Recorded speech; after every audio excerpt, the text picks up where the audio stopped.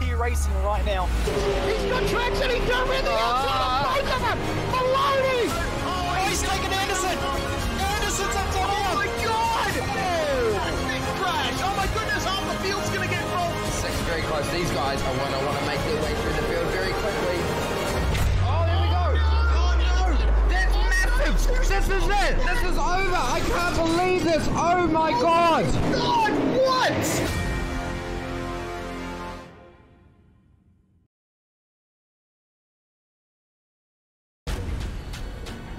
This is the original esport racing game. This is iRacing.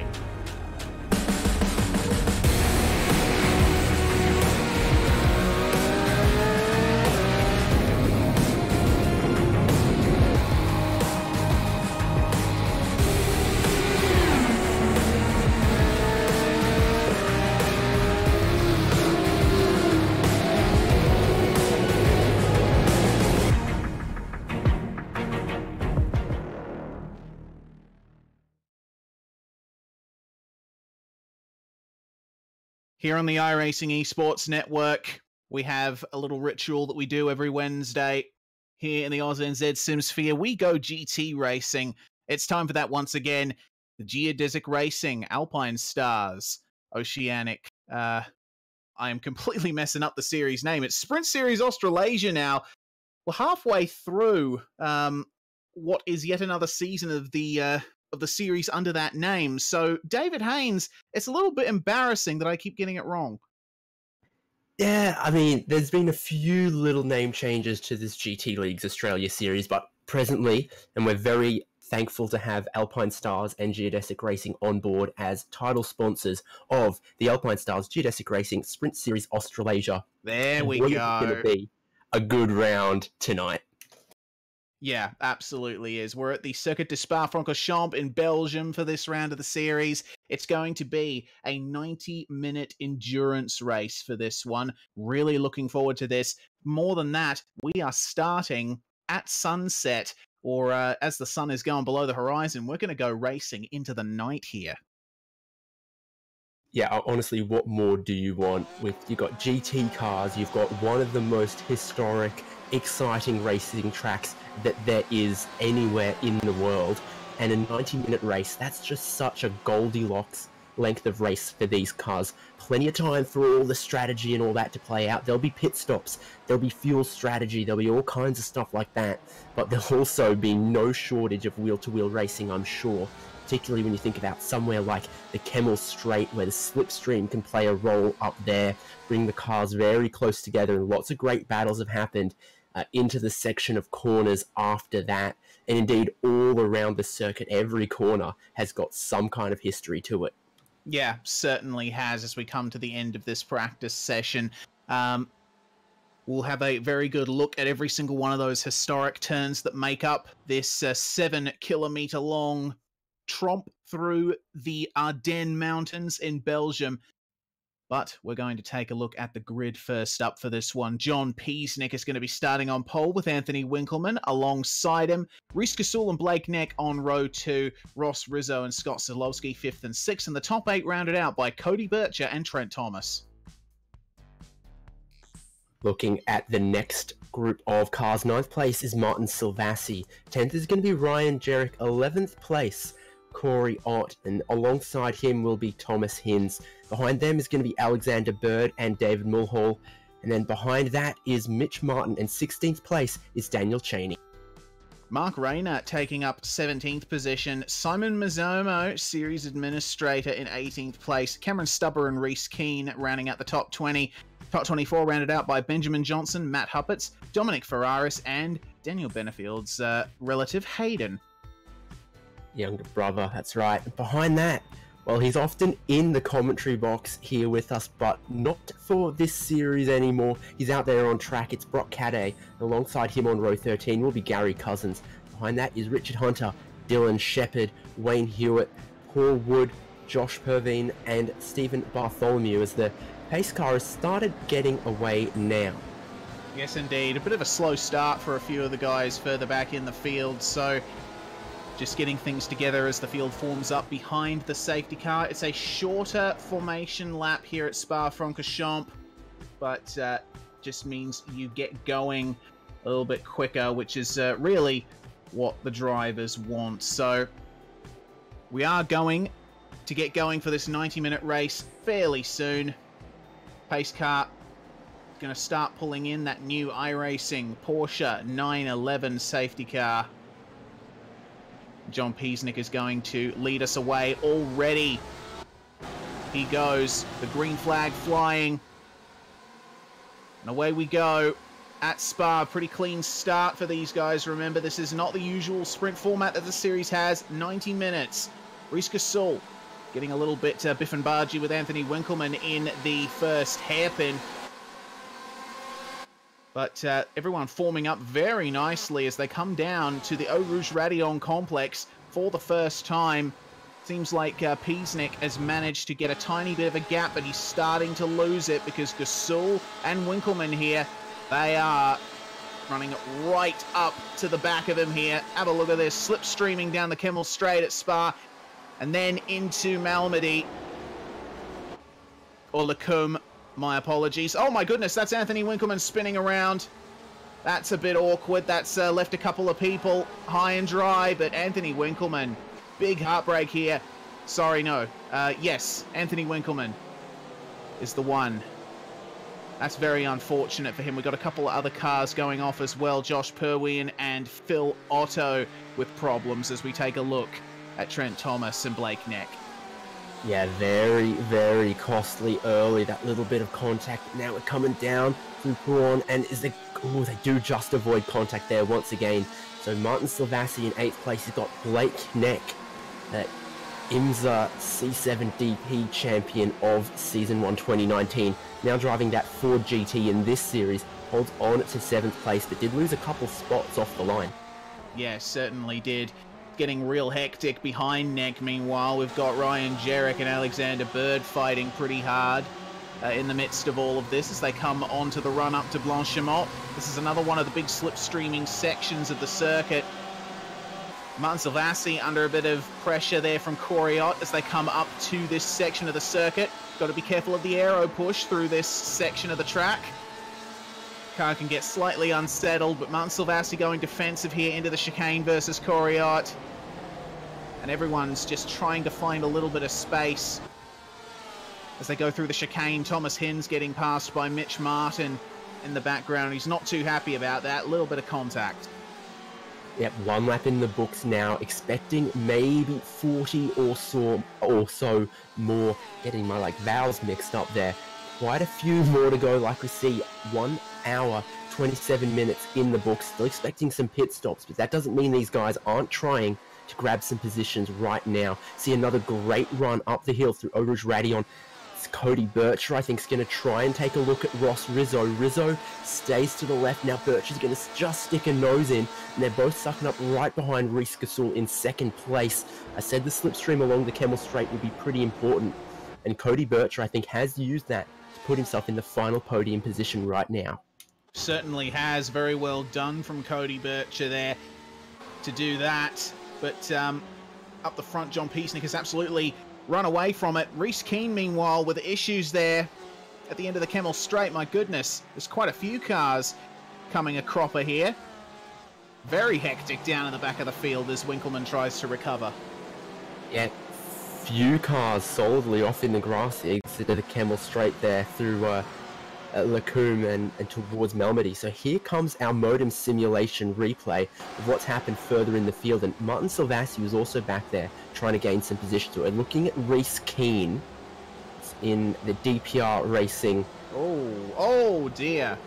Oh, that is very bad. Just seems like a lot of cars coming together on the same spot of track. Benjamin Johnson getting turned sideways in more than one plane of direction there. That Ford nearly flipped, but just avoided it. We're back up live. It's Cody Bircher's in the blue and yellow Porsche, and then behind him, Ross Rizzo, Scott Solosky, Trent Thomas. He's got all of those trick cars on his tail as he uses the circuit and a teeny bit more on the exit of Blanchimont, but you need to carry as much momentum as possible there because this hairpin, the bus stop chicane, the final corners on the lap, it's the slowest section of the circuit. It's a prime overtaking opportunity. You got to defend there or be ready to overtake. Yeah, exactly right. And there's quite a few spots on this circuit like that. John Peasnick, very comfortable there up in the lead of this one, is not facing any pressure from the drivers further back, but from second place back, it is a never-ending freight train of GTE machinery here. Ferraris, Porsches, and Fords. Alexander Bird facing up against Ryan Jerrick down the straight, and Alexander Bird, he's had an all right season so far since coming in for Trick Sim Sports. Couple of mishaps, unfortunately, blighting his season, but he's shown that he's a very strong driver. Ryan Jerrick as well. He's definitely shown up a few times in broadcast. We got another replay here as Bircher got through on Reece Gasol to claim second. Yeah, that's interesting. Gasol was doing a very good job of, maybe not intentionally, but being rear gunner for John Peasnick. But Bircher showing that he can get a good run up the hill, down the Kemmel Straight, and once again, does basically the same move he pulled on Ross Rizzo. So up 5 spots from where he qualified now is Cody Bircher. We'll have a look further down in the pack because with 40 cars trying to take the start of this race, there's plenty of action everywhere we look, Reece. Yeah, certainly. Looking at David Mulhall right now. He's involved in his own battle pack here with Mitch Martin and Thomas Hens, who's actually gotten back by Mitch Martin there. Looking back from Martin and Mulhall. Get a good sense for what driving around this track is like. Lots of flowing corners that really play to the strengths of these GTE cars. No shortage of elevation change either, going up the hill and then down the hill and sometimes through the corners, and Gasol is trying to look at getting past Bircher. Bircher staying just a little bit to the right on the braking zone for the bus stop. Doesn't open up a gap, doesn't want to invite Reece Gasol to try and get that position back. I think Bircher gets a good run through the bus stop though, pulls just a little bit of gap on Gasol. I think the battles are going to be closer behind that. Yeah, Alexander Bird and Ryan Jerrick side by side down the start-finish straight here, and Bird, it looks like, is going to get the move done here into La Source, but need to watch out for Jerrick down the following straight. Couple of technical issues for him there. Hopefully those can be resolved. He'll have to stay behind through this complex. There's cars around at La Source. Couple of them, actually. Seems like there was a coming together there. Unfortunate for the likes of Hewitt et al. But Jerrick now in the slipstream of Alexander Bird. And that was almost a move there for second place. Reece Gasol almost getting by Cody Bircher again, but was not to be. Yep, so the move that we were watching, no change there. Blake Neck was trying to get a go at the back of Trent Thomas, but second on down, second through to 5th. That's all very close, as we're going to grab another modem simulation replay and look at what incident has occurred for Wayne Hewitt. He's sort of by himself here, but we're going to see as he approaches La Source what went wrong for him, Reece. Yeah, this was the incident that happened at turn 1 just a few moments ago. It looks like there were already cars spun in the runoff area there. I just saw them outside of the frame, so seems like Hewitt was not necessarily involved in that incident. It seems like it happened just before. Daniel Cheney involved in that. Looks like just a botched overtaking move. Locking the brakes. Cameron Stubber, very unfortunate. Maybe just got unsighted, missed his braking point, and then when he realized he was coming in too hot, Stubber's thrown the nose towards the inside to avoid the contact, but hasn't been able to do so. Either that or it was a brutally optimistic overtaking move. The watch now on board with Ross Rizzo, your defending champion. In front of him, he's got Reece Gasol, teammate to his title rival. Ahead of that, Cody Bircher. So this is where it's all happening. Second, third, fourth, right there, and then 5th on down as well, also rather close.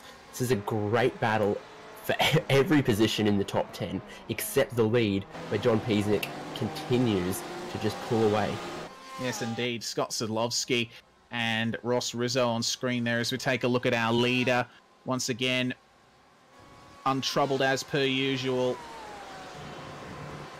And it seems like it's been that way a few races for Peasnick. He's had his issues, yes, but when he's managed to get out in front, he's been basically unstoppable. Here's Blake Thomas and Blake Neck. Lost a couple of spots off the start. He's down 3, but he's looking to get 1 back. He's got the inside for the next corner.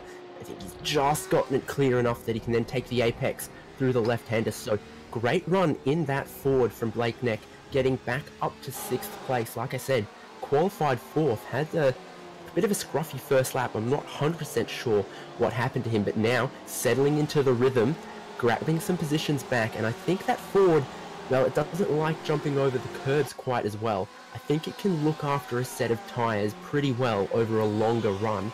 At least that's what Blake Neck will definitely be hoping at this stage.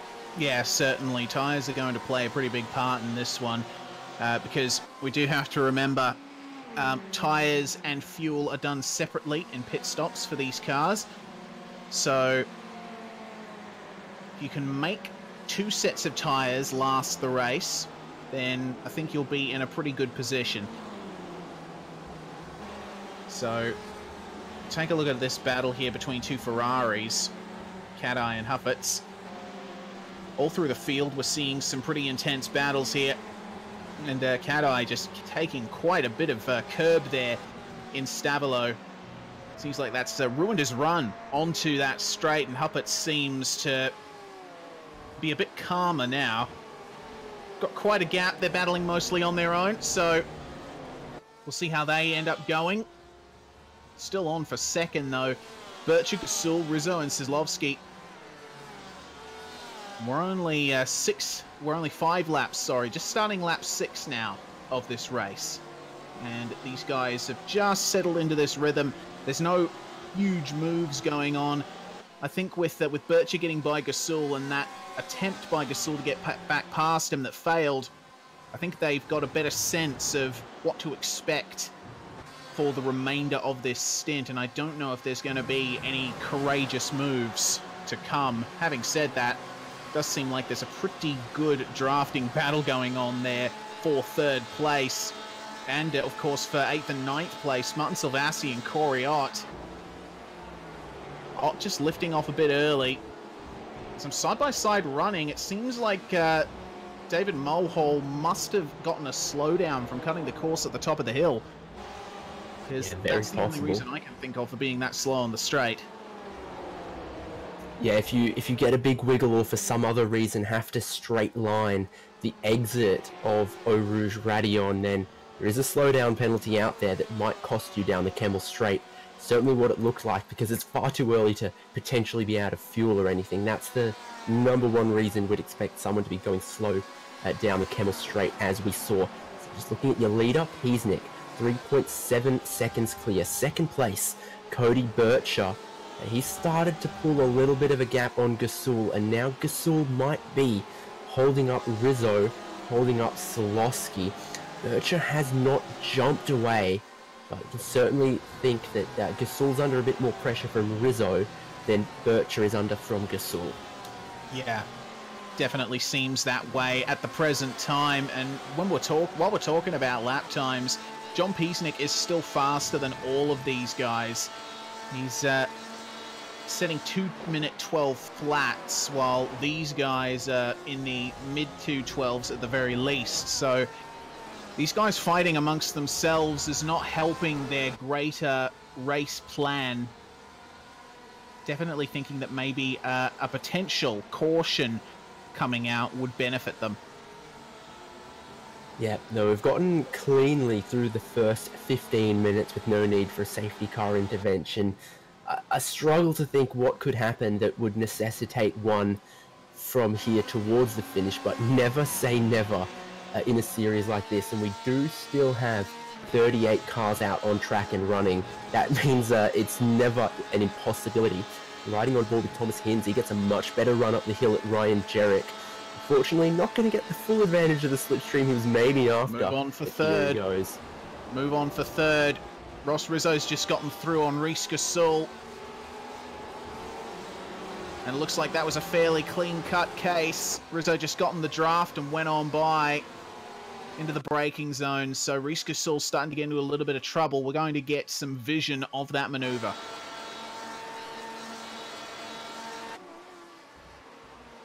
Pretty open shut case, typical overtaking maneuver. Rizzo almost overshot the chicane, but managed to get it gathered up very nicely. He now assumes third place behind Bircher. Yeah, maybe came in a little bit deeper on the brakes, had to be a little bit more bold than he wanted to, because then didn't get the optimal run through Lacombe and towards Melmedy, but a little bit of door banging there, the exit of No Name Corner, and they stay too wide coming down towards Huon. Who was that in there? That's Hayden Benefield. Richard Hunter is a car we're riding on board with now, looking back. And behind that, Wayne Hewitt, Anthony Winkleman, Paul Woodwell. I see two names there that would want to get... Oh, Winkleman! Whoa! Winkleman! What? Whoa! I have never seen anyone do that before. Did I say he wanted to get through in a hurry? I'm speechless. How did he do that? Oh, that's brilliant. Meanwhile, it's on between teammates for 5th place. Sadlowski and Thomas battling in the bus stop chicane. Yes, it is still called the bus stop chicane, despite not resembling a bus stop anymore. And those guys starting to slow each other up, I think, because it seems that Reese Gasol is starting to get a tiny bit of breathing room. Potentially. Still a little bit the cork in the bottle, because Rizzo, having gotten through, has now gotten clear. Still dropping down the order just a little bit. We get another great onboard. That's a corner that requires absolute commitment. Sadlowski just in the slipstream, but I think the Ferrari, when you get to these high speeds, just doesn't quite have the punch, but definitely not a bad car through the middle sector. Yeah, certainly. That Ferrari does seem to be excellent in the corners. So Sadlowski's best chance of getting past is probably in the section starting here all the way through to Stavilo. It's just a never-ending series of medium and high-speed corners flowing into one another. It's up to Gasol to try and fend off those advances, but it seems like he's just starting to slip further and further back. You can see that Rizzo has started to leave him behind by a few car lengths. Yeah, and the high-speed nature of this circuit, the slipstream, means that everywhere, the whole way down the field, is groups, is packs, is battles, and we're looking.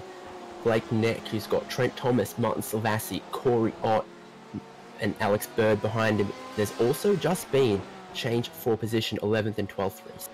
Yes, indeed. Hinz and Jarek switching positions there as we go back to this fight for 4th place. Really starting to see the darkness creep in here, and Gasol running a little bit wide out of Blanchimont, must have missed his turn-in point, and that has left the door wide open for Sadlowski to come through. Will Gasol defend? Yes, he will. Almost chops the nose off, but that is a very big statement there from Gasol. He may be losing pace and losing time, but he is not going to let Sadlowski go easily. Yep, indeed. Now 6th place behind them is Blake Neck. These two keep fighting. You can see that Ford getting closer, and any mistake that cost even just 5 seconds, you can see how many positions that would cost, because they are just not fanning out at all. You go back to 20th place. No, maybe 18th place is only 19 seconds behind the lead. The whole way down from 1st to 18th here, there's on average no more than a second separating each car. And here comes Sadlowski on Gasol. That's from very late. Oh, yes it is. Is he going to overshoot? A little bit of contact between those two. Rear and front bumpers making contact, but Sadlowski's done it. He had to be brave. Like we say, just when you get to the upper rev ranges of 6th gear, the Ferrari's not quite as speedy as the Porsche. Over a lap time, pretty equal, and there's another move going on here. Our boy Brock Caddo trying to go around the outside of Matt Huppets this time. 2 Ferraris now towards Melbourne. Does he just get ahead and chops the nose down? Well, that is an interesting way to demonstrate a certain kind of racing move. He just fired it straight towards the inside, making sure that Huppets didn't have anywhere on the inside to attack. So Bircher and Rizzo still fighting hard, and these guys... Actually, it seems Rizzo was the faster car on the last lap by a bit under 2/10. So he is really on a charge at the moment, is Ross, the three-time champion of this series. Very dark inside that machine. All you can see is the red lights. Setting those good lap times, keeping it nice and consistent. And we got to remember, Spa is a circuit where it's very easy to bring up your incident count. A lot of those turns and curbs and runoff areas can be very inviting, but you don't want to put your car too far over. Yeah, exactly. And another little bit poor lap from Bircher, 12.7 compared to a 12.375 from Rizzo, and that's what's gotten Rizzo right up there behind Cody Bircher, and then a little bit of the gap behind to Scott Solowski and Reese Gasul, Blake Neck, all of those lot. Here's a battle, 16th and 17th. Dominic Ferraris, I think, has just gotten by. David Mulhall is going to try and get it back, if that's correct. Yeah, definitely seems that way, and we'll see if Mulhall can catch up to the back down the straight. Seems like he does have a slight bit of a run, but I don't know if he's going to be able to do it. Does pull out and have a look and goes for it, but I don't think that was very well thought out there. Came from a bit late back. So that is not going to leave either driver very happy, and Mulhall is going to go right on by once again. I think the Ferrari might have been spooked a little there. Yeah, a little bit of contact in the apex.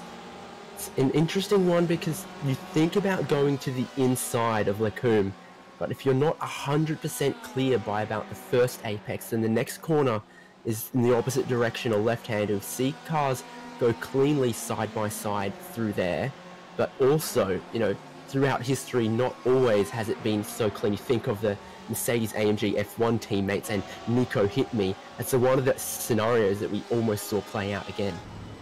Yep, certainly. We look at 10th place forward as Alex Bird chases Corey Ott, and this train of cars ahead of these guys is now drawn right up to the back of Reese Gasul and Scott Soslovsky. It is an unbroken train now of cars. You could almost get them all into the same shot there, and that you do.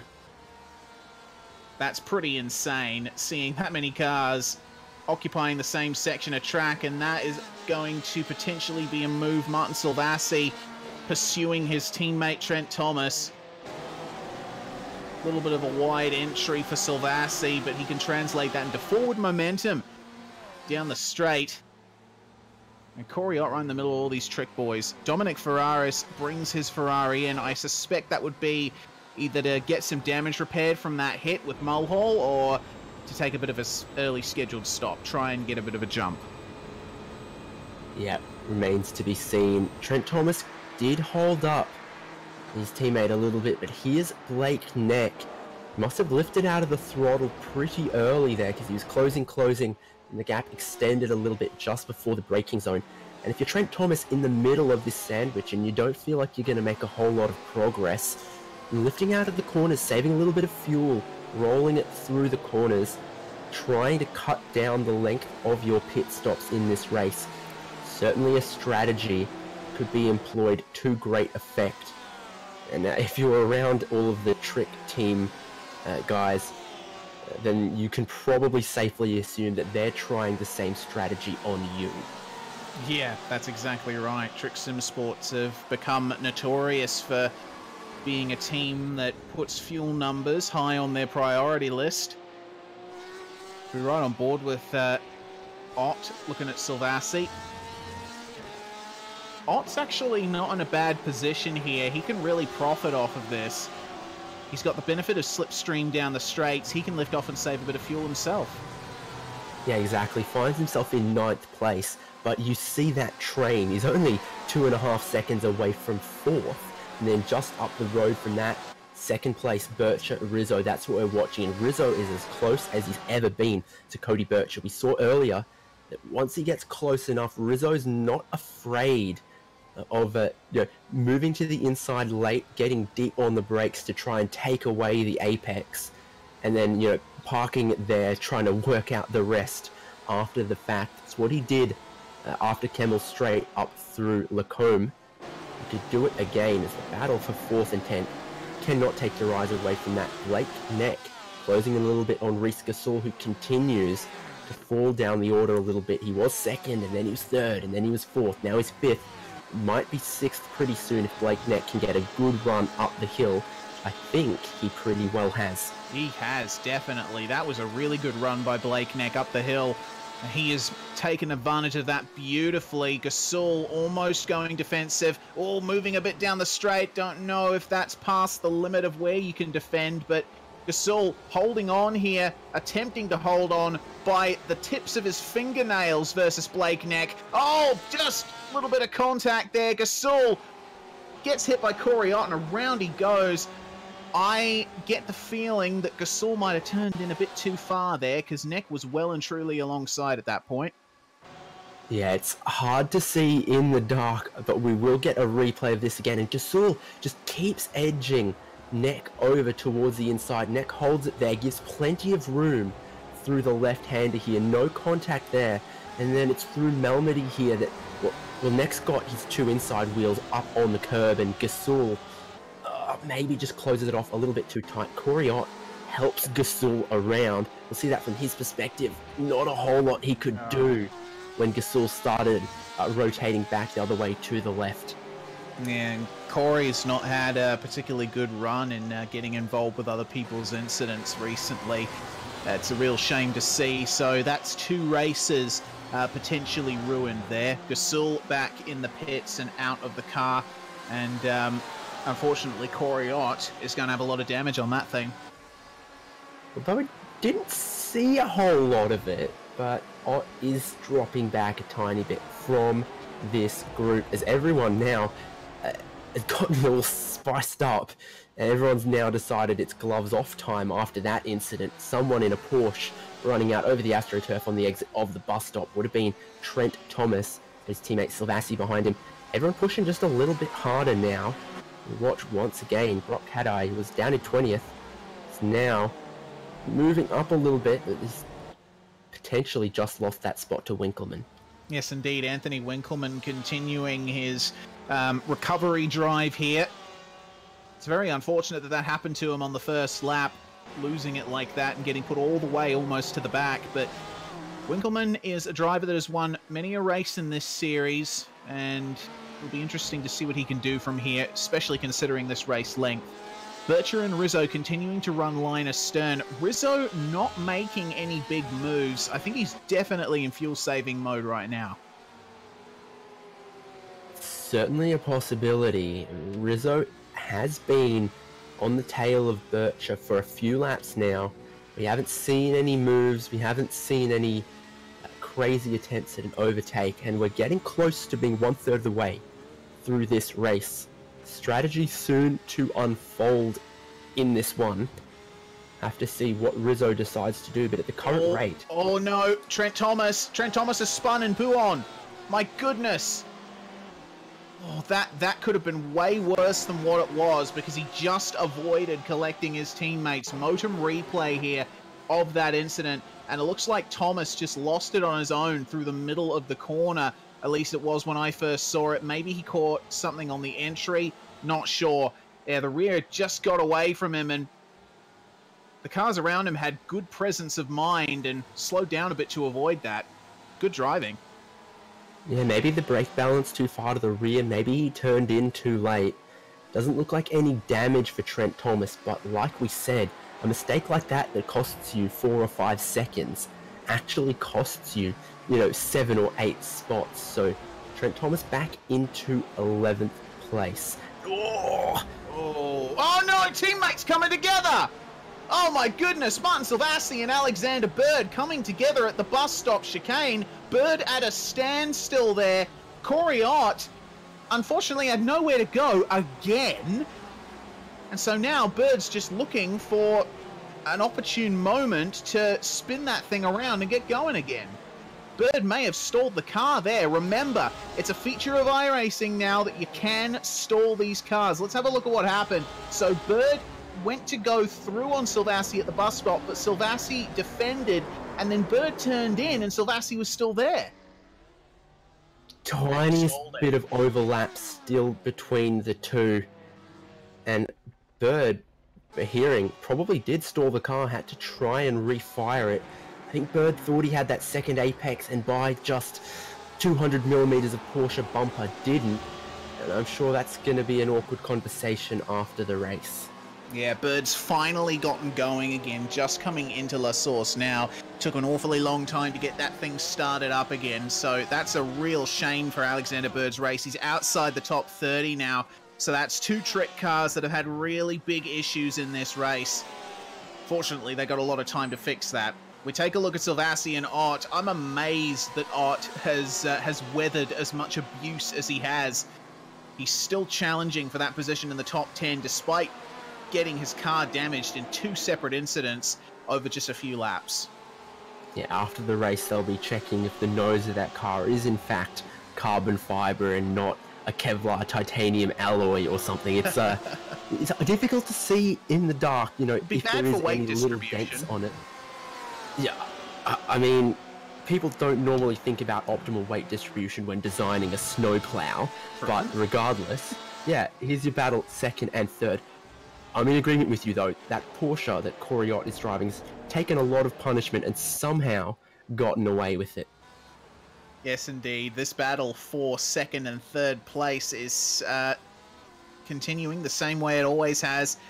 Actually, Rizzo's dropped off a little bit. Meanwhile, down in 17th and 18th, it's a different story. Richard Hunter looking to nab two positions here, potentially. Cheney and Huppert's in front battling quite hard, so we'll have to wait and see how this goes for these guys coming into the bus stop. And that's going to be a pit stop there for Cheney. Yeah, Thomas Hinz is already in as well, so's Brock Cadday, so we've gone into the 1 hour to go, and a few drivers deciding now's the time to take their pit stops. So the Porsche you see already on the lane, Thomas Hinz, who was in 11th place, and then Brock Cadday, Daniel Cheney, all of those lot coming in. Most of your top 10 staying out, but probably not too long before we might end up seeing them or contact nearly again. What's going on there? Goodness me, look to me like Ott just attempted to go for the move there, and it just didn't end up working. Let's have another look at that. Once again, thanks to our friends at Modem Simulation. So down the Kemmel Straight, Ott chasing Silvassi. Looks like Silvassi just... That's really odd. What happened there? Did he slow down a bit too much? Did he go wide? Ott missed the apex? I don't know what's going on. Either Ott braked really late or Silvassi braked way too much. I'm not sure either. It could have been a teeny bit of both, but it looked like Ott was, you know, absolutely on to make both of the apexes at the speed he was going. Yeah. And did so. It maybe just Silvassi... Maybe Silvassi was serving a slowdown. He might have cut the track at the top of the hill and only started serving the slowdown in the braking zone. Had to slow down a bit more than he thought he would. Not quite sure though. Don't have any proof of that. Just speculation. If we're doing speculation, I was about to say we might see some people into the pit lane this time. Just as you say. Our race leader comes into the pit lane just as I was thinking about it, and some other behinds as well coming in, but all of the trick boys so far staying out with the exception of the ones who came in last time by. So Rizzo takes the race lead. He's got Solowski behind him. Blakeney is third, but about half of the field this time around coming into the pit lane. This pit stop going to be critical. Yes, indeed it is. We're using the Grand Prix pits here, so the guys aren't going to have to make that entire tour around the hairpin and come out at the top of the hill like they do with the endurance pits. They do what the Formula 1 cars do and just come out right after La Source. So I think it's a refreshingly short pit stop transit time at Spa for these guys that usually race these cars in endurance events. Yep, and you don't have to take that hairpin in the pit lane at the pit lane speed limit. Ugh. It's the end of the pit lane this time. I'm sorry to bring up foul memories like that. I'm getting Peasnick, flashbacks, man. It's Spa, not numb, but yeah, Peasnick comes out of the pits. He's grabbed some fuel and got another battle back here. Bartholomew and Otto, it might be. Through Blanchimont they go. That looks settled now. The Ford getting ahead of the Ferrari. Who will we see into the pits this time? Who will we see next time? Getting to a point where about 2/3 of the field have now pitted. Yes, indeed. We've got a bunch of guys in the midfield in the pits at the moment, but we're going to be focusing on these guys. Trent Thomas and Corey Ott currently fighting on track. Trent Thomas, I believe, yes, he has pitted. All of these guys have pitted here. So I think we'll have to wait and see what their teammates do in the next couple of laps. Rizzo's just coming up to... Oh no, that's David Mulhall with problems. Down there in 19th position. Get a quick replay of that while we check up on what Rizzo and company are doing. They're all staying out, so let's have a look at what happened to Mulhall here. It happened at the exit of Lacombe. That's very odd. Didn't seem like there was much oversteer. Might have been a hardware issue. Yeah, bit of a bounce over the curb though as well. So a lot of guys coming into the pits this time. Solowski, Nex, Savassi, Jarek. You know who has stayed out? I said this last week, didn't I? Yeah, you did. You did indeed. So everyone, no surprise. Rizzo coming into the pit lane, and I mean that literally everyone but Ross Rizzo into the pit.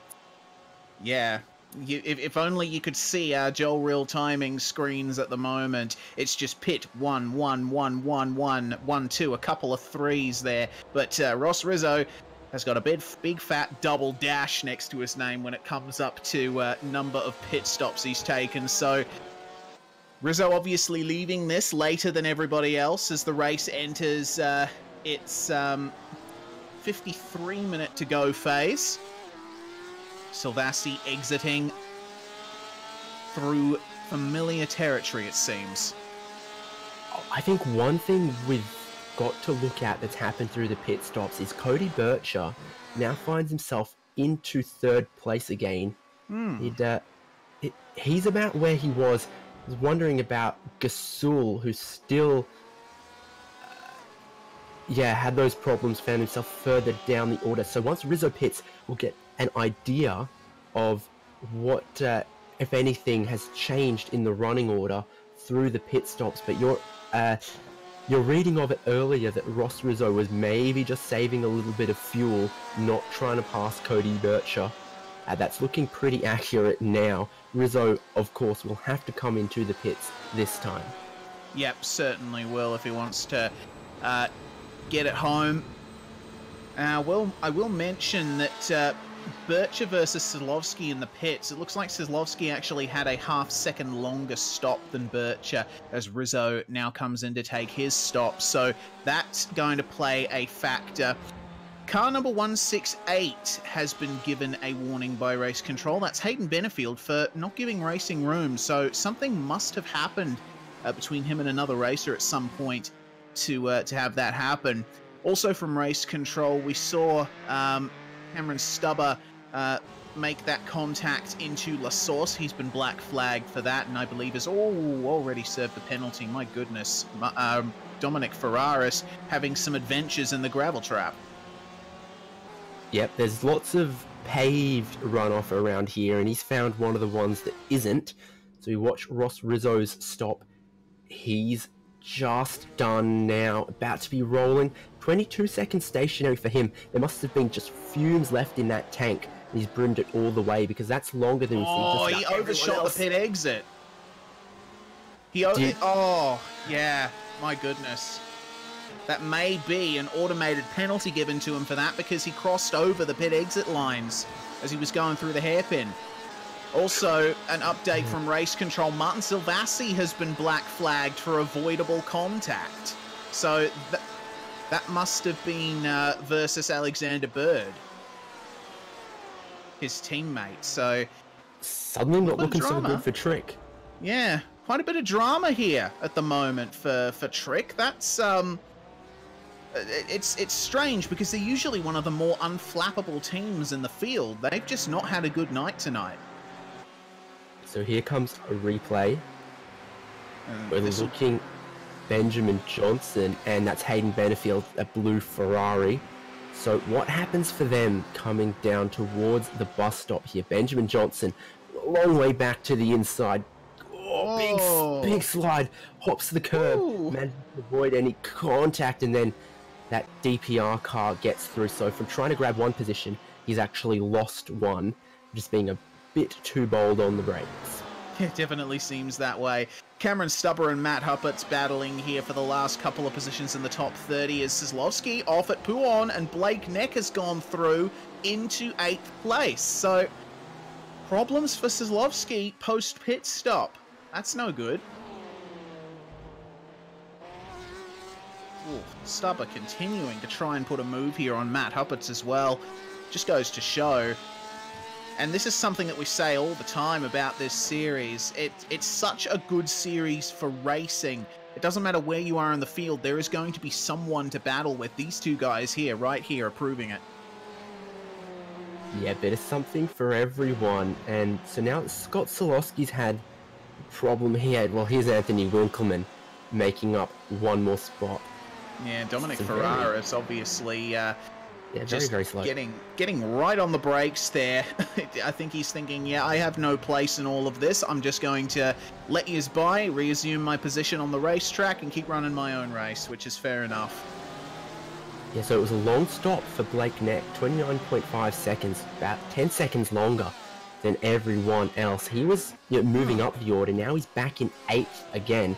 Not sure what he might have done for that. Maybe he had to get a tiny bit of repairs buffed out after his contact earlier with Gasol. Who's one of the trick cars in the grass? That is Chris Polly there, going slowly there. He's a couple of laps down, or one lap down rather, down in 34th position. Oh, goodness me, Benjamin Johnson involved in a bit more drama there.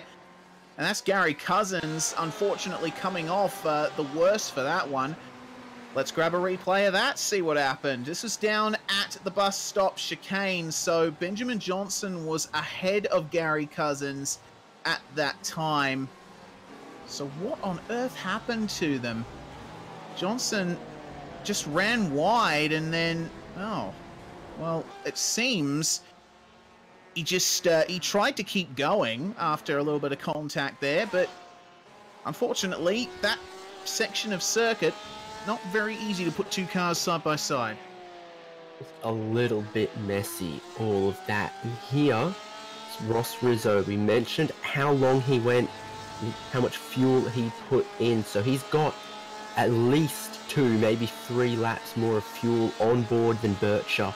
Now finds himself behind him once again. Will he be patient and use Bircher as his aerodynamic fuel-saving device? Or will Rizzo try and get past this time, knowing he's already built a fuel advantage? It's 2 possible ways he could play it from here. We're going to take a look, and I suspect a lot of it will come down to, does Rizzo feel like he's being held up by Cody Bircher at this point of the race? Does Rizzo feel like he can go and close the 10-second gap that it is now to Peasnick, who's built up more and more of a lead? Knowing Ross Rizzo, he's probably driving to a number, and that's going to be the way it's going to be. But we'll have to wait and see. Martin Silvassi serving his penalty from race control, and Alexander Bird, the driver turned around by Silvassi, believes that that shouldn't have been the case. Oh, we got a problem for Bircher. He had to lift off at the top of the hill. He's serving a slowdown, so Rizzo doesn't have any choice but to go through into second. Yeah, wow, so Rizzo up into second. And I presume at this point there's no benefit for Rizzo in saying, oh, yeah, Bircher, come back through again. I think at this point Rizzo's got to put the pedal down, doesn't he? Well, yeah. I mean, now that this has happened, yes. Actually, there wouldn't be much sense in just lifting off and letting Bircher back by, because that would just lose even more time. Maybe Rizzo has to change up the strategy if he was indeed running to a number. Well, he's definitely doing a good job of it. He's actually managed to pull out a tiny bit of a gap just before he had a couple of tech issues. Thomas Hinz making his way up into 4th, which is quite a surprise. He started outside the top 10. I think he must have had a pretty short pit stop. Yeah, 17.8. Only longer than Trent Thomas is there in the top 10. So that's bizarre. I don't know what's happened there to put Thomas Hinz that high up. He pitted 2 laps earlier than everybody else, so the undercut must really be strong here in these conditions. Yeah, wouldn't have been able to fit in quite as much fuel as everyone else, but you remember there was that point around there where it just all blew up for everyone else.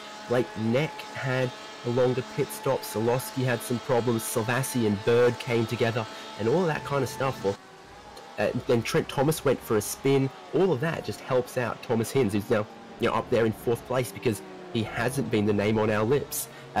Correlation, not causation. Yes, indeed. Ryan Jerrick and Dylan Shepherd battling for the last position in the top 10. Shep, the biggest mover in the field. He's currently in 10th, started in 28th. So he's done really well in this first half of the race, and we mean that when we say first half. It's just gone under 45 minutes to go. We're at 50% time. And Dylan Shepherd looking to make it another one, because I'm pretty sure he's closing up on Ryan Jerrick there. It was only a 10th on the last lap, but he's now absolutely in the slipstreaming, right on board with the Ferrari of Jerrick up the hill. You see Shepherd closing it in just a little bit. One of the sections where the Porsche is definitely stronger than the Ferrari, but more action. Blake Neck, I said he looked good through the stint. He had a slow pit stop. Now it's all moves into Lacombe. Yeah, definitely seems that way. Shepherd going by Jerrick, and just up ahead, Neck, Ott and Solovski. Now this is what you call a battle pack. These guys are very close right now. Neck was 8th when we talked about him earlier. Now he's 6th, leading this little train. We watch from Solowski, who's at the back. Corey Ott in the middle, and we've got all 3 manufacturers here in this battle. Ott pushes a little bit wide. Solowski will get a better run, and Blake Neck is bolting away, I think. He looks like he's got a really good race car. Just didn't qualify it so well, didn't start it so well, and hasn't pit stop strategized it so well. Yes, of course. But continuing to just hold on there in the lower reaches of the top 10, those guys. That's some very liberal runoff usage there by Solovski. That would have been another off-track incident point. Seems to me like there's quite a bit of pressure being put on there as Neck is starting to skip away from those guys. Could this be a move into the bus stop? No, not as of yet.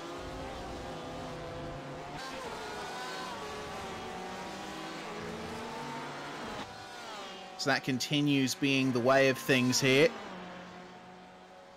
Rizzo and Bircher.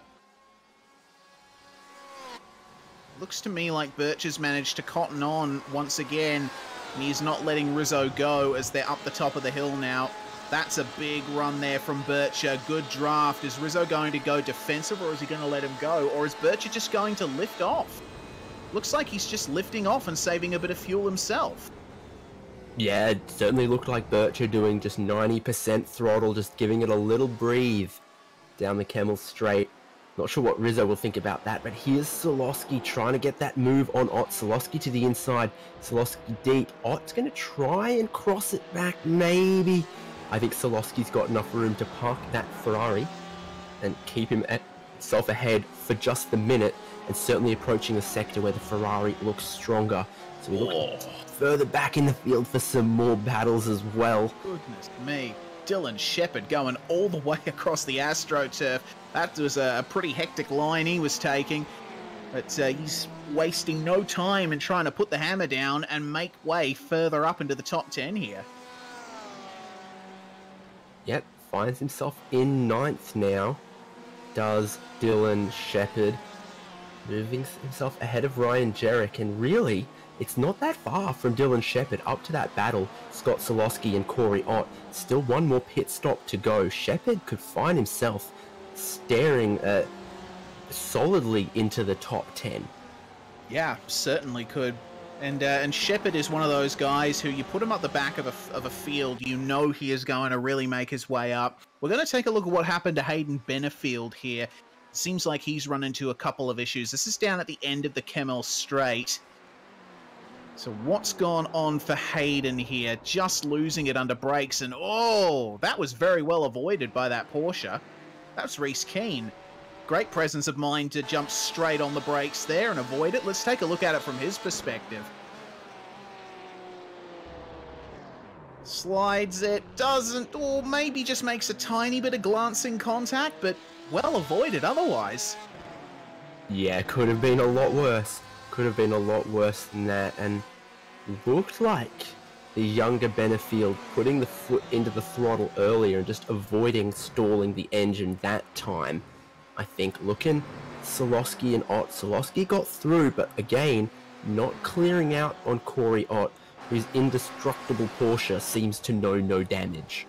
Yes, indeed. Of course, sizable dent starting to appear in the front air dam of that thing, as I think you were mentioning earlier, David, but what a beautiful sight that was, just seeing all those lights streaming down Kemmel.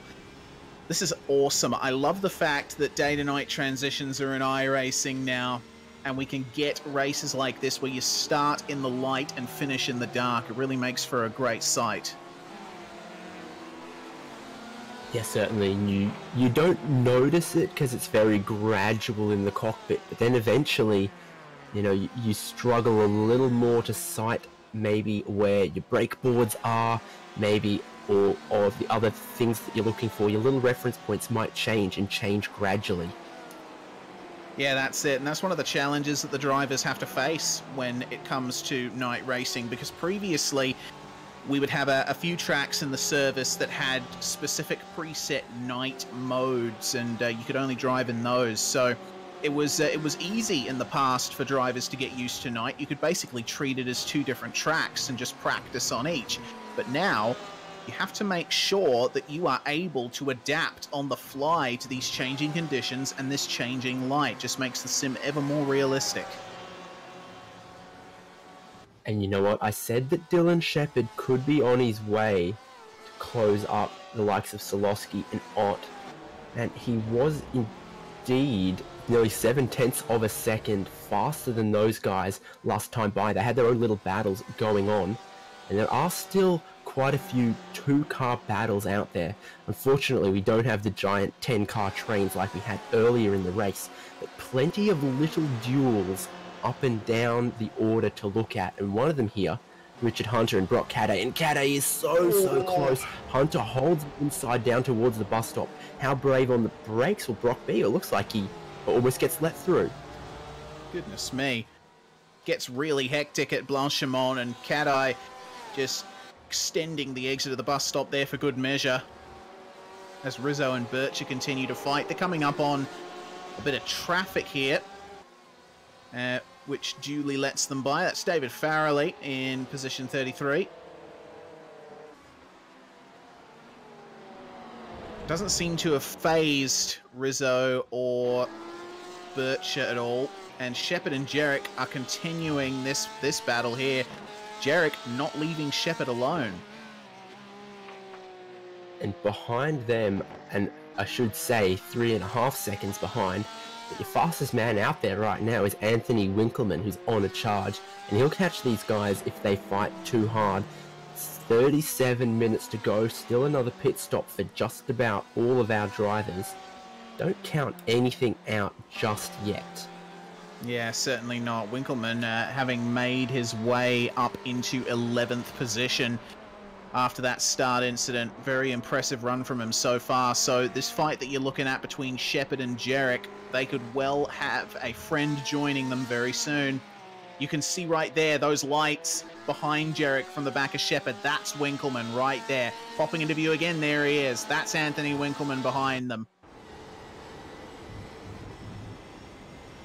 riding on board with that Porsche. You can tell it's the Porsche because it's got those giant Christmas tree shift lights on the wheel that come together, meet in the center. This is Anthony Winkelmann. His view forward at Shepard and Jarek as close as he's ever been, coming towards the bus stop. Does nothing about it this time by. He's giving no shortage of food for thought for Dylan Shepard. Think about his braking spots. Think about that car behind. Yes, indeed. And Shepard, I noticed, had to have a couple of stabs at turning in for the bus stop there. Car was a little bit unsettled on entry, so he might be running into a couple of tiny little issues. And all the while, Winkelmann is going to be looming in the background here. Let's see what kind of run Ryan Jarek gets up the hill. So, Dylan Shepard, it's just on the verge of being flat out through that section. Just a slight lift in these cars. And Jarek has really played the momentum to his advantage here. Look at the run that he's got. This is going to be another move. So Shepard has not escaped the clutches of Ryan. And Shepard lifts off. Very strategic. Breathed out of the throttle pretty early. Gets a good run through the corner because he got the proper racing line. Jarek's gotten that back, but through Melmedy, just a smooth run, and maybe now thinking about his final pit stop is Dylan Shepard. All that while, Anthony Winkelmann has closed them up, and we get a great view of all the cars, the circuit illuminated by just the headlights coming through. What do you call that one? Brussels or Rivage? That's Rivage, I believe. There's a few of these corners out there with more than one name. Some of them have no name. Yes, Jackie X corner. Of course. Who's that we're looking at the moment? That's Winkelmann, so he is pushing super hard if the little noise made by our director in the background was anything to go by. I said 3.5 seconds earlier, look at it now, 1.2. I said he was one of the fastest cars out there. What was Winkelmann's last lap? 12.5. It was 13.8 for Shepard. That's how the gap has come down so very, very quickly. Winkelmann pushing hard. Jarek and Shepard battling just a little bit, maybe also battling their fuel consumption. Yeah, that's exactly right. These guys have to think about how much fuel is left more towards the end. And now these three cars are well and truly together. Look at how well Winkelmann's car gets to both of the apexes through the bus stop. No hesitation, he turns it in, he gets to the first apex, he turns it back the other way, he's at the second apex, and then gets the throttle open early. Those trick guys have brought a lot more drivers on board to what was a smaller team. It's now got quite a few more drivers, clearly spreading out maybe the setup duties or whatever. And they've got a setup that's clearly working very well for Anthony Winkelmann. He looks quick. He uses plenty of the left-hand side of the track up the hill. He might just get away with that one. Yeah, it definitely seems that way. He's not lifting off. So, good work from Winkelmann to make the recovery that he has. And you are 100% right. He just has this confidence turning the car in that I haven't seen many other drivers in this field have. We're looking at Shepard right now, who's sandwiched in between these guys, and then we move quickly to the front of the pack here. Whoa, Shepard late on the brakes for Rivage there. That's going to leave him in the clutches of Winkelmann here. Shepard just going slightly offline, maybe a little bit rattled, but Winkelmann is right in the mirror of him now. Not going to be a passing move here at Pouon. This turn downhill, double left-hander, one of the quickest on the circuit, but Anthony Winkelmann getting an amazing run out of that. Shepard tries to cover him off, and Winkelmann switching to the inside. Shepard doesn't have much choice but to let him go there. Awesome racing. Yeah, Winkelmann just outfoxed him, and that's not a typical overtaking maneuver, but Winkelmann just made it work. Shepard had nothing for it. Was it Winkelmann or Silvassi we saw overtake around the outside that corner there? Clearly the medium and high speed corners, the Porsche looks good for Trick Sim Sport. Speaking of, though, Rizzo and Bircher for second place. Bircher still right there. Yes, indeed. And these guys have, I've said it a few times this race, have not let each other go. as we take a look at the other battles through the top 10. This is the battle between Jarek and Winkleman for 10th place, and we briefly saw how close it was between Thomas Hinz and Trent Thomas. But Winkleman is one of the drivers that we're definitely going to be focusing on throughout the rest of this one. Still very close between these two Porsches up the front. One Performance versus Trek.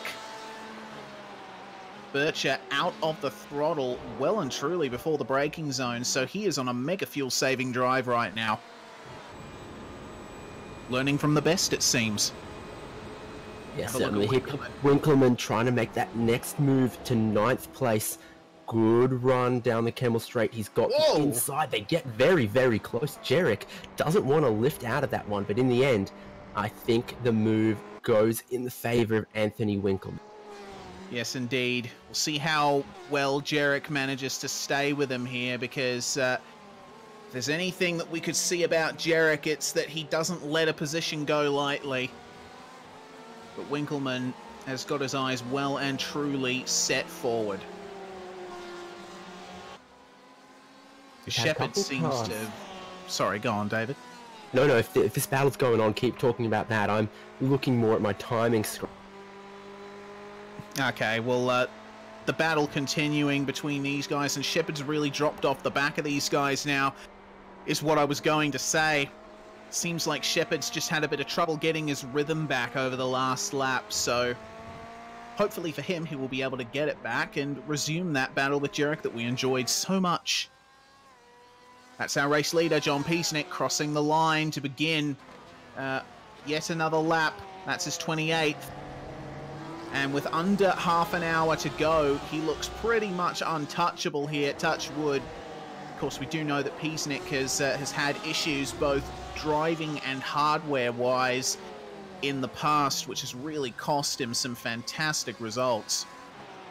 He's a much better driver than most of his results give him credit for. The lead for John Peasnick out now to 14 seconds and some more. It's a lot smaller for Thomas Hinz and Trent Thomas.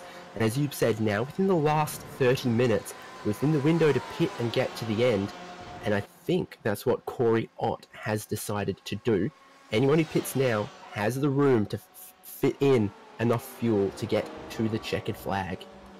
Absolutely does. So Corey Ott the first to blink out of those guys, and this will set the precedent for the last pit stops of the race. So, 2-car battles all the way through the top 10 now. Thomas Hinz and Trent Thomas extremely close together, coming through into the middle sector. And both of them doing pretty well at the moment to maintain that position. Thomas running a bit wide, that is not going to help him. Hinzy skipping away a bit. Of course, both of these guys up from their initial starting positions, so they have everything to gain and not much to lose. As we look at Mark Rayner and Mitch Martin, 12th and 13th position, seems like Rayner is skipping away from him slightly. Having said that, I've just been corrected by our director. Mitch Martin was faster on the last lap. I should really learn to look at my timing screens a bit more. Lesson learned. 3/10 is what it was in this battle. Martin closing it down a teeny tiny bit. Certainly at the point where it could ebb and flow a little bit. Mitch Martin looked like he didn't quite get to the first apex of Lafanya. But, you know, no issue if you've got a car that does still turn. You can probably pick up the power on the exit of the second apex, and then this is where your exit is absolutely critical out of Stavolo and Campus and those corners along here towards Blanchimont. Yeah, and that exit from Stavolo, they have Paul Frere curve just after it. If you can take that turn flat out, or as close to flat out as you can, it really pays dividends down this end of the straight when you get to the bus stop. Unfortunately, Martin still a long way back as we take a look at Trent Thomas. He's just jumped into the pits. Thomas Hinz carrying on. So that brings up the question, what's going to happen with these guys? Is Ross Rizzo going to stay out longer once again? And oh no, Dominic Ferraris. Oh, he has been in the walls in this one, hasn't he? Pointing the wrong way there. Contact with the wall. We'll get a replay of what's happened to him. He's Is he all by himself? We'll have to wait and see here. Seems like it might have been... Yeah, he just caught the curb. Yeah, too much in these conditions. Remember, the track is cooled down quite a bit. It's only a 20-degree track out there and not much light is hitting it, so it's very cold. The cars are grippy, but they're a lot more pointy. And some of these cars don't like getting too much of the curb. They drop down off the curb and they don't immediately settle. They keep bouncing a little bit, and if you've got a lot of throttle, a lot of steering input, and it can get away from you rather quickly. Mitch Martin, he said he closed up on the previous lap by 0.3, lost out by 1/10 on the most recent lap. The gap is still 7/10, and that means Mark Rayner can't rest too easily. Mitch Martin absolutely within the range to close the slipstream, and here's some action. Hayden Benefield and Brock Cadday. Brock has just taken his second pit stop. He's now approaching Hayden Benefield, who's been a little bit of excitement all race long, but has yet to take his second pit stop. Yes, indeed. And given that these guys are on different strategies, it wouldn't do well for either of them to battle too hard with each other at this stage. So if Cadday makes a move, it's going to have to be decisive, and Benefield is going to have to let him go in due course, I think. Hins has just jumped into the pits as we speak. No one else in the pits at the present time, though we might see more come in as the field goes on through. Let's see where Trent Thomas ends up in all of that. Will those guys still be close together, or will that one lap undercut give Trent Thomas an advantage?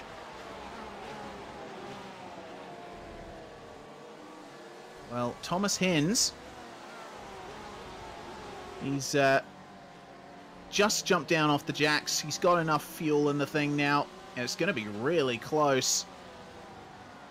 Trent Thomas just going through La Source now, and there's the headlights of Hins. Not much of a run, so Thomas is going to come through here, and that's going to be that. But now, Hins has got a car to chase. And who they're dragging along behind them is David Mulhall, who still owes a pit stop as well. But these two that have pitted, Thomas Hins coming out right together, but they're behind Martin Silvassi, who's scored as 2 pit stops. I think one of them was serving a penalty though, wasn't it? Yes. Quite a long way ahead of Corey Ott as well. So Ott, he's still making his way up through the field after being the first to take that stop, but it does seem that Silvassi has gained quite a bit on him. Yeah, lots being worked through right now. A lot of the field not yet taken the final stop. Quite a few cars have. John Peasnick stays out at least one more lap. Ross Rizzo still ahead of Cody Bircher, but pulled that one out a teeny bit more than it was before. Does Rizzo stay out? Yes. Does Bircher stay out? Yes. I think these guys still got a couple more laps of fuel in the tank, but they could pit now if they wanted to. Blake Neck doesn't want to. Solowski, he's going to be the first car in our top 5 to opt for that pit stop at this point. Yes, indeed. Now, he was battling with other cars beforehand, but don't know how well that's going to be maintained coming out of the pit stop. Winkleman staying out as well, as we take a look at Trent Thomas and Thomas Hins not letting each other go at all here. Where will Solowski come out relative to these guys? I think he's going to be behind them. I think Trent Thomas Hins, the two Thomases, I suppose, just get out ahead. Solowski, who is rolling in the pit lane, isn't going to have that speed that the cars out on the circuit already running have. Yeah, he's come out with David Mulhall, has Sizlowski. So just behind the battle pack of Hins and Thomas. Give it a couple of laps, and I think these guys are going to come together. Yeah, potentially still in touch, because Mulhall still keeping within that draft range of Trent Thomas, Thomas Hins. Solowski flashes his lights at Mulhall just to let him know, while we're on the same lap, I have just taken my final stop, which you haven't yet. Please don't hold me up from this battle that I'm in with the cars just in front of you. Yes, indeed. You can see Sadlovsky taking that aggressive line towards the center of Rivage. Mulhall climbing all over the curbs, and those are just tenths and tenths being lost to Hinz and Thomas up ahead.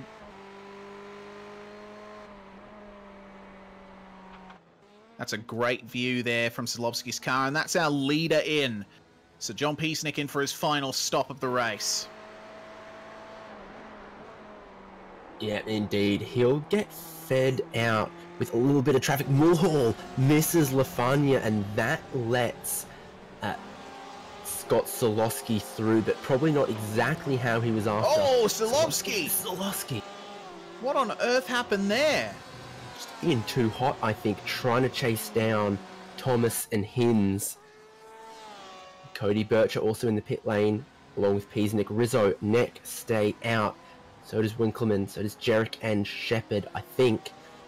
But 20 minutes to go. It's absolutely crunch time on the strategy.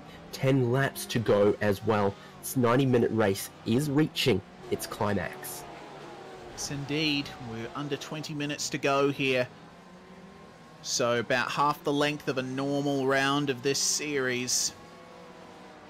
And Martin Silvassi and Mitch Martin coming into the pits as well. The pits are a flurry of activity once again. So Piesnik has come out. How far behind Neck? Not a huge amount. 7 seconds behind Neck. Which, oh goodness me. Oh, Jarek and Shepard still getting together here. Shepard, I think, having a bit of a go. Had a bit of a moment there. Let's have a look at what happened. So Shepard was behind. Good run up the hill, closing up in the slipstream of Jarek. Did he get close enough? He obviously went and tried to make a move just to the inside. He's only just got his front bumper to the inside of Jarek there. Jarek holds it. Just a little bit of contact through the second apex. Shepard holds onto it, but he wasn't quite going to make it work around the outside of Jarek that time, unfortunately. A little bit unfortunate for both of them. I'm sure no harm was meant by Ryan Jarek. He was just holding his line as best as he could.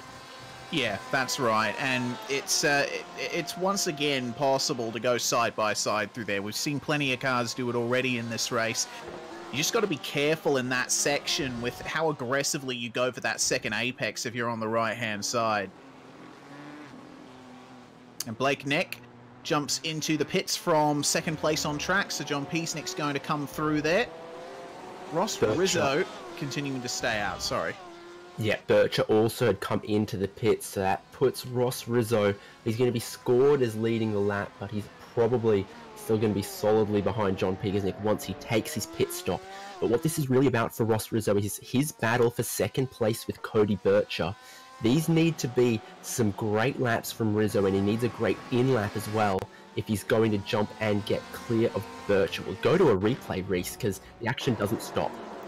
Yeah, something happened to Thomas Hinz. That looks like a big spin there in Fagnier. Or is that Pouon? I'm not quite sure. I think it is up to Fagnier. So let's have a look at what went on for him here. Looks like he just turned in and the car wanted to keep turning. And then when he realized no amount of counter steer was going to save it, at some point he had to give up on trying to save it and just lock all of the brakes up. But then in rejoining the circuit, he got pretty close to someone else there. Who was that? Corey Ott sneaks through. He's in a battle with Anthony Winkleman right now. We're riding on board with Winkleman on the outside. I can't tell. It's two Porsches in the dark. It doesn't sound like a horrible proposition, but I'm not sure which one is Corey Ott. The car... It's the one that's just been passed, it seems. There he goes. Anthony Winkleman on the way through to continue his fight back towards the top of this field. He assumes 7th once again, or maintains 7th rather. Ott was attempting to make a move on him, but unsuccessful ultimately. There we go. and that lets Thomas Hinds close up just a little bit behind them. Unfortunately, though, I don't think he's going to be challenging for a top 5 this time. The battle for Shepherd and Jarek is not over yet. Gotta wonder, when will Ross Rizzo come into the pits? It's now, because he's the only car not to take the second stop. So when he comes out, I think we're going to have to see what's Bircher been able to do on his outlap, what's Rizzo been able to do on his inlap. Rizzo looked a little bit quicker, but just unable to get clear when the two were together on track. Critical pit stop for Rizzo. Yes, indeed. So eyes will be on Bircher as Rizzo takes this stop. It's just going to be fuel only for him. Rizzo is now away. Bircher on the start-finish straight, and Rizzo's right up the end of pit lane, so he is coming out right now. There it goes. A 4-second shorter stop for Ross Rizzo. That has well and truly given him the advantage. He's obviously very confident in his fuel numbers. Yeah, all of the fuel saving all race, going a lap longer the first stint, lap longer in this middle stint. It's all culminated in having a shorter final stop. I'm seeing about 10.5 seconds for Rizzo, about 15 for Bircher and Peasnick, and that has gotten Rizzo out clear. Second place means Peasnick won't be able to take too many points out of him in the championship battle, but looking at narrower focus than the championship just at this race, Shepherd, Jarek, is there no separating these two? They seem to really enjoy each other's company, don't they? Here at the back end of the top 10, Jarek once again with a draft run on Shepherd and a bit of weaving going on. Attempt to dissuade Jarek from going for that move. You can tell he is threatening to go for it. So Shepherd ending up back in front of Jarek, I think by virtue of the pit stops. So Jarek, it's up to him. Try and get back past him and maintain that position towards the end. Against a driver like Dylan Shepherd, that is no easy task. But Jarek's having a red-hot go of it as they come through the middle sector. And, of course, we remember the Ferrari is very strong here. Excellent shot coming into Pouon, knowing or seeing that the track is lit up by those headlights. Absolutely fantastic. So no run for Jarek here. He might have to wait for the end of a straight. Yeah, and around 10th place here, on that bubble, it's where all of the action is, because just in front of this battle, 7th, 8th, and 9th, it's also a battle. Winkleman, Ott, and Hinds, Jarek, who won't look away from this, because Jarek's as close as he's ever been, hustling Dylan Shepherd, whose tyres maybe are going off a little bit, I don't know, but through that middle sector, Jarek's closed it up. It's nothing. He's got the slipstream like you wouldn't believe. Is Shepherd having to save fuel? Maybe. That's probably part of the reason why he's in front, short a pit stop. But nonetheless, he's managing to stay ahead for the time being. Jarek with a bit more of a wider line through the chicane. Tiny bit of oversteer for Shepherd. You wouldn't make the move at La Source, surely. That would ruin your run up the run to Kemmel. Oh, bit of oversteer once again for Shepherd. Looks like those rear tyres are well and truly away. And this is definitely going to be a move here at the end of the straight. If Jarek can just stay line astern through this complex, one of the most difficult corners in world motorsport. Got through very nicely. Is Shepherd going to go defensive? It seems not. It's not going to push him too hard to the inside. Jarek just leaving him a little bit of room here. And he is ahead. Shepherd, I think, lifting off a little bit early. If he is having to manage his fuel consumption, the best thing Shepherd can do is just for the next 5 laps sit behind Jarek. He's managed to make overtaking moves before he thinks about it into Rivage. Yeah, okay, so I think fuel saving is not exactly high on Dylan Shepherd's agenda here if he's going to try for moves like that, but Jarek, once again, as we saw in the last stint, he's just starting to pull out a gap from Shepherd already. Meanwhile, Hinsey and Ott fighting super hard. Winkleman's gotten clear of these two, but Hinds, after the little... Oh, Trent Thomas. Trent Thomas, more troubles. Oh my goodness, he's gone around once more, and that is at Oh, where is that? That's interesting. We'll go and get a replay of this. See where on track that was. Oh my goodness. That's at Stavilo. I think he just caught the curb on the inside and round he went, and that's a very awkward place to stop. Not much room to get the car spun around and going again. Yeah, in a difficult unsighted position as well. That's dropped him back down to 12th.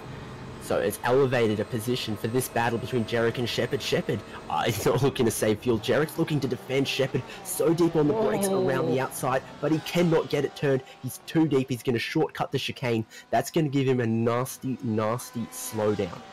Yeah, certainly is, but he's continuing on regardless. I think he might have just cleared that in time. Oh no, there he goes, running wide to let that thing go, and Jarek back ahead. So now, in these final 10 minutes of the race, Shepard is going to want to try and get up to the back again. We know he probably will. Meanwhile, Ott and Hins on the verge of going side by side down the Kimmel Straight. And these guys have raced around each other quite a bit. They know how to give each other room. Good move from both of those guys, particularly from Hinsey for getting that one done. Around the outside too. That was good driving between both of them, because we've seen contact trying to go too wide through Lacombe before. These two managed to make it look a little bit easier than that. And here's our mate Simon Mazzomo, finds himself up in 11th place. Solid run for him. And Trent Thomas, we saw, went for that spin, got it recovered. He's been quick, but now finds himself behind Simon Mazzomo. Going to try and get one position back is Trent Thomas. I don't think Mazzomo is going to be quite in the mood to make it too easy, but I don't think he'll do anything reckless. Yes, indeed. Mazzomo actually running quite well up into 11th place here. So he's going to want to keep it as much as he possibly can. But Thomas is a hard charger, and he'll be wanting to get back up there after making that mistake. So going to be a bit of a conflict to observe here coming up, especially coming up to the bus stop chicane. So battles 7th and 8th, battles 9th and 10th, and battles 11th and 12th.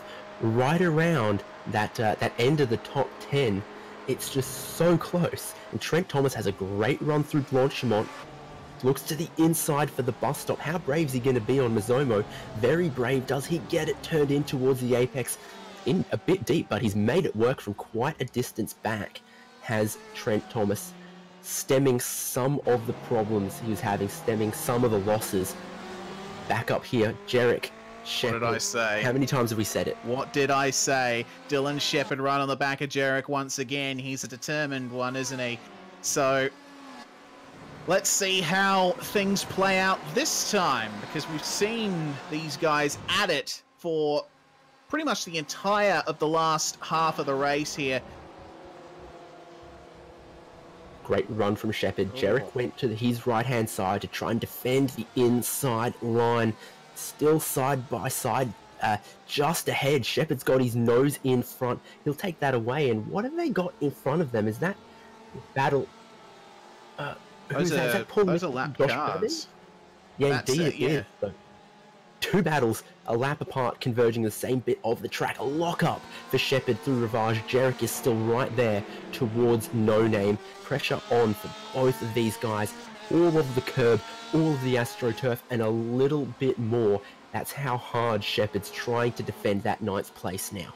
Yes, indeed. He's got it now, and he does not want to let it go. This is the time of the race in the final 10 minutes where you want to really assert your right to a position.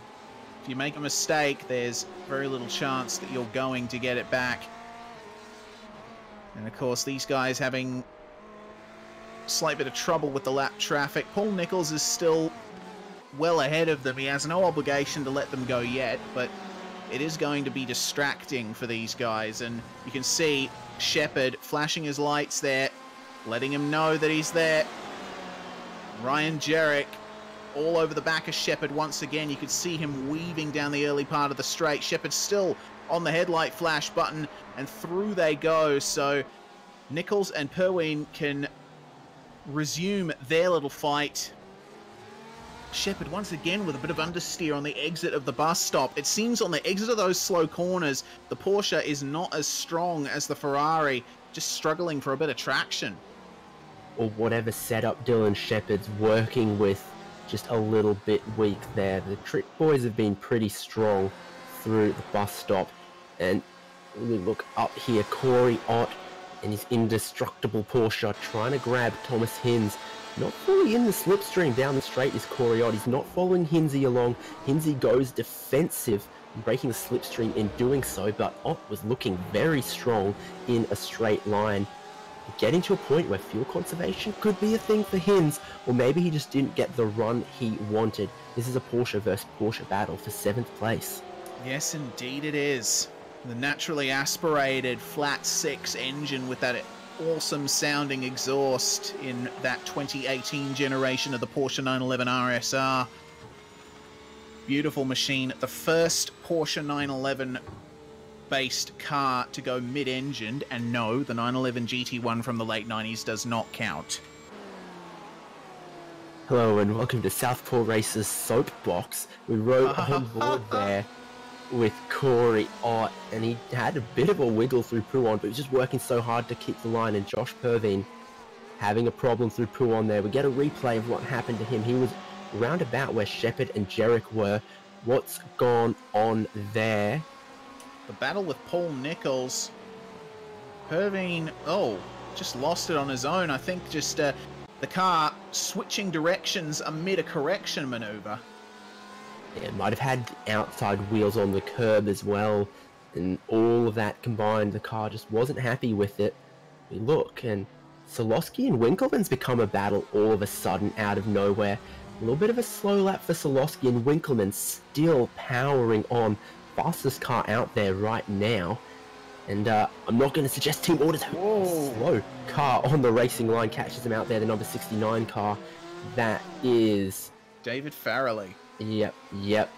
Nearly caught out Scott Solosky, but thought very quickly. And here comes Winkleman trying to make his way past his Trick teammate. I think Solosky's going to want to hold that one if he can in the top 5. But what Trick Sim Sport don't want is contact between their drivers again, and Race Control handing out a penalty, and Matt Hoppertz has a bit too much excitement in the last 5 minutes of the race. We look back, here comes Winkleman. He's through on Solosky. I think Solosky maybe did the sensible thing there. Yeah, Winkleman, a super hard charger. He's just looking to gain as many positions as he can before the checkered flag flies. Solosky's just trying to preserve his current track position, so fair enough on his part. Shepherd and Jarek continuing. And it's only going to be a couple of laps to go. I believe it's only going to be 2 laps to go once Peasnick crosses the line. So time is rapidly running out for these guys and their virtual approximations of race cars. Approximation is underselling the laser scanning and everything that goes into these. They're a bit more detailed than an approximation. And I certainly hear what you're saying though. Battles lighting up that are, going to have to sort themselves out quickly. As you say, 2 laps to go. What felt like all the time in the world at the start of the 90-minute race. Well, now if you're Ryan Jarek and you want that 9th spot, for example, as we watch this battle that has been inseparable for the last 30 minutes or so, it's getting very, very close to now or never. Yes, indeed. So for Ryan Jarek, he's only going to have a few opportunities left to try and get by Dylan Shepherd. Not quite close enough to get a move done unless it's a real banzai one. Goodness me, almost getting into the back of him there. You can tell that was a real lunge there. Probably not intentional, but it really demonstrates how hungry Ryan Jarek is for that 9th position. And that bus stop chicane, that's one of the places that we've said Shepherd's a little bit weaker, so he might have to brake earlier there if he wants the car to be able to turn in. Jarek Looks like he's got just a little bit more grip at the front tyres for the slow corners. Jarrett's going to need a great run through Eau Rouge Radion this time if he's going to trouble Dylan Shepherd this lap, using all the track they can, and Jarrett is pretty close. Yeah, he certainly is. Got another good run, but I don't think that's going to translate into a maneuver. Shepherd just easing over to driver's right. Jarrett stays behind once again, so he's going to have to wait one more lap to put a move on there. It's entirely possible he could get one done in this section of the circuit, so we'll have to keep an eye on them. Shepherd can struggle to get towards the apex of Rivage there as well, and Jarek, he's not going to think about to the inside of No Name. No, he's not. But if there's understeer aplenty through some of these corners for Dylan Shepherd, Jarek just needs to set up a good exit, needs to be there to capitalize. Shepherd, oh my goodness, that's very, very wide. Is he going to be able to hold on to that one? They're going to be side by side. Oh dear. Shep went too wide, and then they're too wide. Now Shep letting him go. I would bet my bottom dollar that Shep's going to have a lunge on the last lap. There's no way he's letting that one go lightly. I think he's the kind of guy to definitely give it a go if it's at all possible. And I'm not sure what quite happened to him coming into Pouon there, but certainly if he'd gone so far out through the runoff and held on to the position, if you were Ryan Jarek, you'd be potentially cheesed off by that. But great run through Blanchimont, through Shepherd. Jarek's going to defend it. Whoa! Easy, boys. Well, Jarek's ahead through the bus stop. That's going to help him slightly. You can see Shepherd losing a bit of ground on the exit. But as they begin their final lap, that is where the gauntlet is thrown down for these blokes.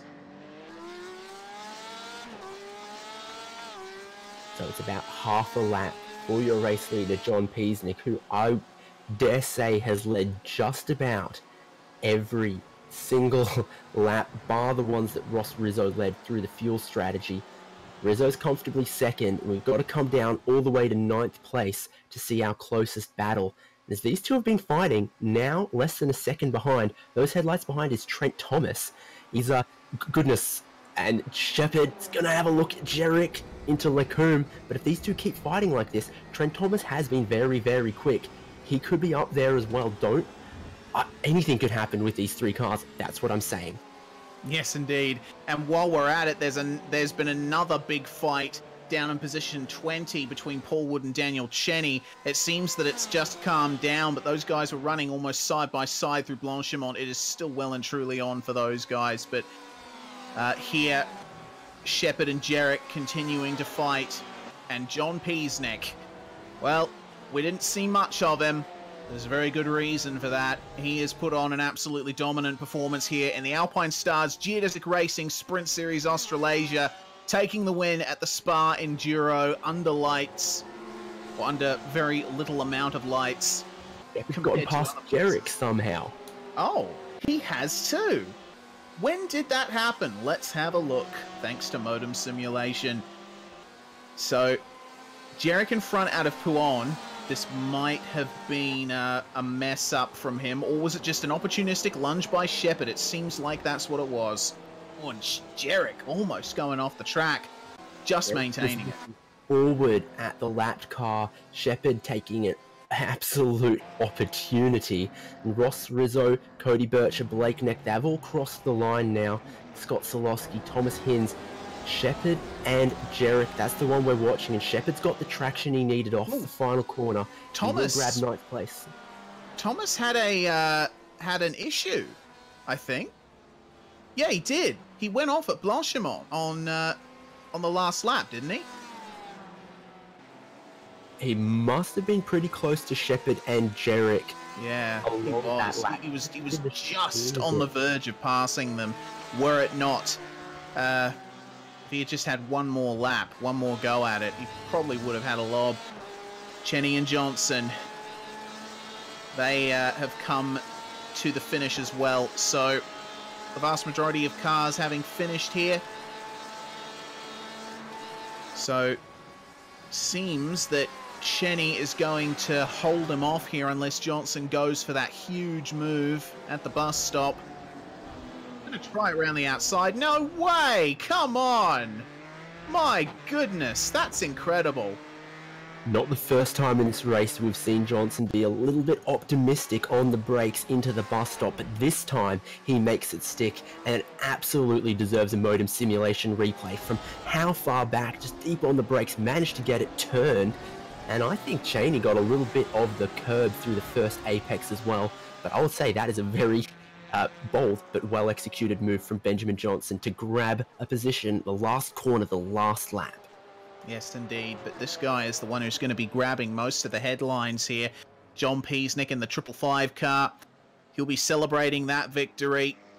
And after the heartbreak of losing his title charge last season when we still ran the GT3s, this is going to be a good notch in his belt. So, the unofficial results in front of you now. Peasnick from Rizzo from Bircher completing the podium. Neck and Winkleman 4th and 5th. An excellent recovery from Anthony Winkleman to finish there. Scott Sadlowski, Thomas Hinz and Couriot rounding out the top 8. Good drives all round. 9th place, the battle we spent basically the last half of the race watching. Dylan Shepherd does put one over Ryan Jerrick, who rounds out your top 10. 11th place, Trent Thomas. Then Simon Mazzomo, Mark Rayner, Martin Silvassi after taking a drive through penalty. He gets 14th place. 15th is David Mulhall and 16th, Richard Hunter. Mitch Martin managed to hold off Brock Caddy in the end with Wayne Hewitt grabbing 19th. Paul Wood, Benjamin Johnson and Daniel Cheney 20th to 22nd, and the top 24 rounded out by Matt Huppert's, a man who had many adventures in this one, and Stephen Bartholomew from 32nd. 25th goes to Cameron Stubber, and the last car finishing on the lead lap, and it's a big lap here, so 26th, Gary Cousins, and then Hayden Benefield. Plenty of adventures for him, but I'm sure he enjoyed his racing. 28th is Paul Nichols, then Josh Pervine, Phil Otto, David Farrelly, and by the time we get to 32nd and 13 laps down, I think we're looking at effectively a retirement for Dominic Ferraris. Yes, indeed. Well and truly in retirement territory now with Reese Keane, Chris Polly and Dan King. Unfortunate for them, as well as Alexander Bird. He was one of the front runners, as was Reese Gasol. Real shame for him. Dave Clements, Alex Court and Pat Gallo round out your field. So there we go. That was a pretty good race, if I do say so. Yeah. We're going to go in for interviews with our top 3. And we're going to start with the number 555 machine, John Peasnick. A dominant victory for you. It seemed like you weren't troubled all race. Yeah, thank you, boys. No, it was a really good race. Surprisingly, how it turned. A bit surprised how it turned out. Yeah, to be honest, yes, I wasn't too troubled. It was more just keeping focus, and I actually put some tunes on in the background and just tried to keep rhythm and keep going. Did you do much practice with the daytime going into nighttime? Because I saw a few drivers were caught out as the sun finally disappeared. I did do a couple of sessions last week in the official stuff, which didn't go that well. But just with the BAB changing yesterday, threw the car out just a little bit, just with the change of downforce. But overall, happy with the result, obviously. Car needs a bit of a Well, nonetheless, a really good result for you, and it'll definitely help your championship further down the line. Yeah, can't complain championship-wise. 2 races to go. Just hopefully be smart, get good results, and hopefully a nice result happens at the end of the day. Well, before we let you go, Mr. Peasnick, who would you like to give a shout-out to?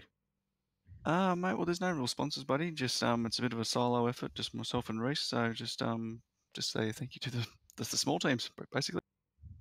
Awesome stuff. John Peasnick, your race winner. Ross Rizzo, your second place man, is not here at the moment, so we're going to go straight to the third place getter, Mr. Cody Birch. You were right up there all race, Cody. You were in some great battles. Yeah, it was not what I expected. I thought that I'd be stuck sort of middle of top 10 towards the end of top 10, but I'm pretty happy with it considering the amount of laps I've done here in the last couple of weeks. So yeah, it was good. it seemed like there was a little bit of gamesmanship between yourself and Ross Rizzo in terms of fuel saving. Once he got past you, you got right on the lift and coast.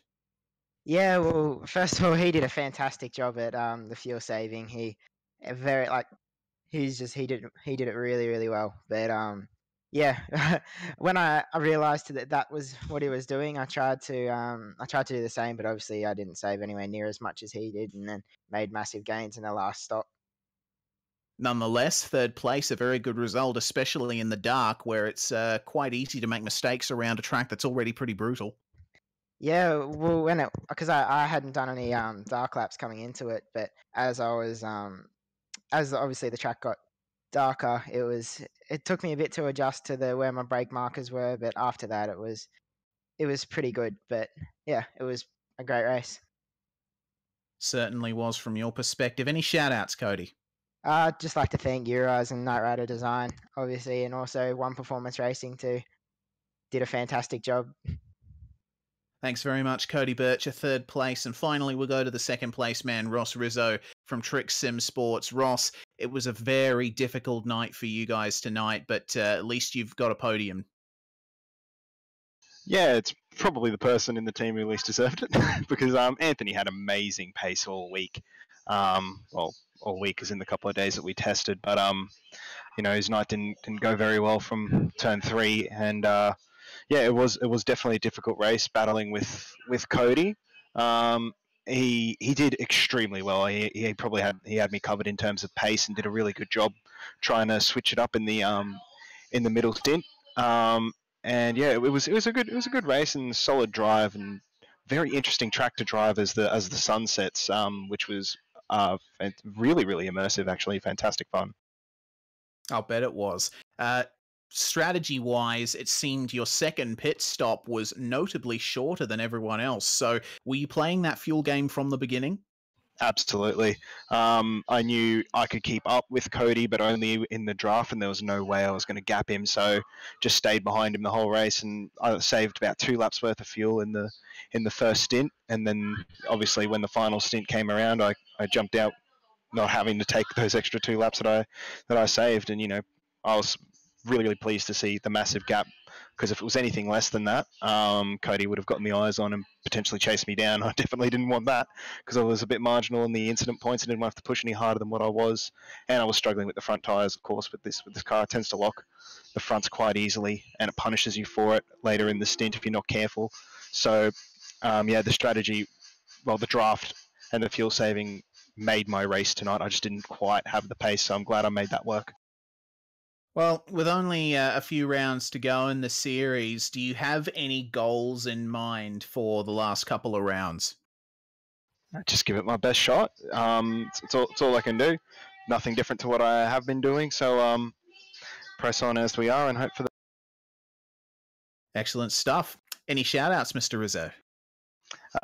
Trick Custom Fabrications, Night Rider Designs, and the boys, most notably the boys at Trick Sim Sports, who, definitely Trent, Marty, and Alex and Scott definitely deserved better results tonight. Anthony could have been challenging for at least a podium with his pace as well, but yeah, it just wasn't quite everyone's night tonight. So shout out to you boys for all the hard work that you guys have been putting in, and to SimSpeed TV and Geodesic Racing GT Leagues Australia. Awesome stuff. That's your podium there for this round of the series. David, it has been an absolutely scintillating race with some very entertaining battles, but we move on into the final couple of legs of this championship now. Yeah, exactly. You can look at each race and think, whether the racing was good or not, but what it boils down to at the end is we're looking to crown another Alpine Stars Geodesic Racing Sprint Series Australasia champion. The man we just spoke to, Ross Rizzo, is defending champion, but he's got quite a few people in the field who look like on a good day they can put a bit of pace over him. So it's all going to be very close, I'm sure, as we get towards the end of the championship. Absolutely, and we hope that you can all join us out there for the last couple of rounds of this championship. Same time next week, and we look forward to bringing you that. But for now, it's time for us to say goodbye here at SimSpeed TV on the iRacing Esports Network. Thank you very much, everyone, for watching. Be sure to subscribe to the iRacing Esports Network and to us at SimSpeed TV. And we'll see you next time. Have a good one. Alpine Stars Geodesic Racing Sprint Series Australasia. John Peasnick, the winner at Spa.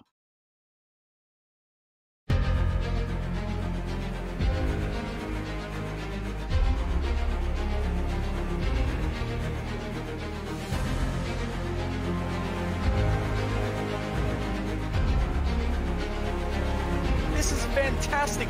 This is GT racing right now. He's got traction. He got rid of the outside of both of them. Maloney. Oh, he's taken Anderson. Anderson's up top. Oh my God. Oh, big crash. Oh my goodness. Half the field's going to get rolled. Second very close. These guys are going to want to make their way through the field very quickly. Oh, there we go. Oh no. That's massive.